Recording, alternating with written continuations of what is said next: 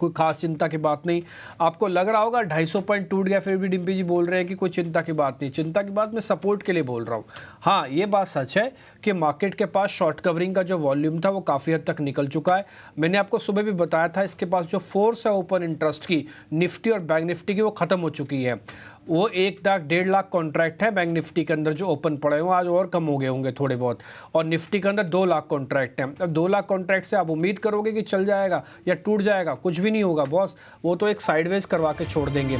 आप advance decline देखो, सुबह हमने एडवांस डिक्लाइन ठीक देखा था, लेकिन उसके बाद एडवांस डिक्लाइन बिगड़ा है थोड़ा सा।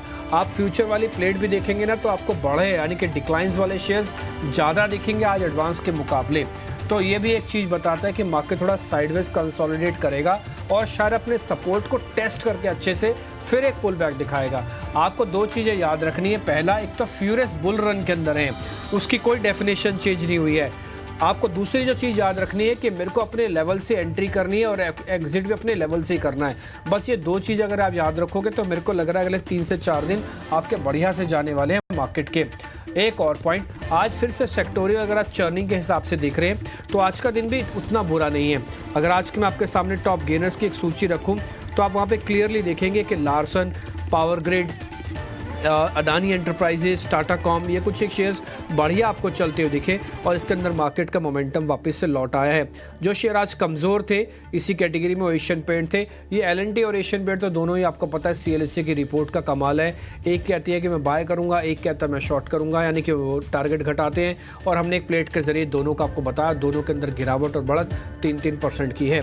इसके अलावा अपोलो हॉस्पिटल आज प्रॉफिट बुकिंग हिंडाल्को टूटा, और अभी अंशुल जी बता रहे थे हिंडाल्को थोड़ा और सस्ता मिलेगा तो रुक जाना चाहिए। टाटा स्टील, डिवी स्लैब, ये कुछ एक और शेयर हैं जो आज वीक बंद हुए हैं। कुल मिला के मार्केट का सेटअप ठीक है, चर्निंग का पार्ट हो रहा है, चर्निंग हो रही है, ना सपोर्ट टूट रहे ना ही रेजिस्टेंस टूट रहे हैं। आप सिर्फ लेवल की वेट करो, लेवल के साथ एंट्री और एग्जिट करो, टाइट स्टॉप लॉस रखो, वॉल्यूम को कम कर दो, बस यही आपका काम है। और एक बात और ध्यान रखा जाए, हम कई दिनों से बोल रहे हैं 20 पॉइंट से ज़्यादा यानी 20% से ज़्यादा आप अपना पैसा इंडेक्स में मत रखो। इंडेक्स बड़ा पैसा नहीं देगा, 40% पैसा आप रखो स्टॉक्स के अंदर। और विवेक कारवा की बात मानूं तो मैं बोलूंगा कि थोड़ा बहुत वैल्यूएशन की चिंता उनको और मेरे को दोनों को है, तो इसलिए आप रिमेनिंग अमाउंट करीब 40-50% पैसा कैश में भी रखो, तो ये भी जरूरी है इस समय।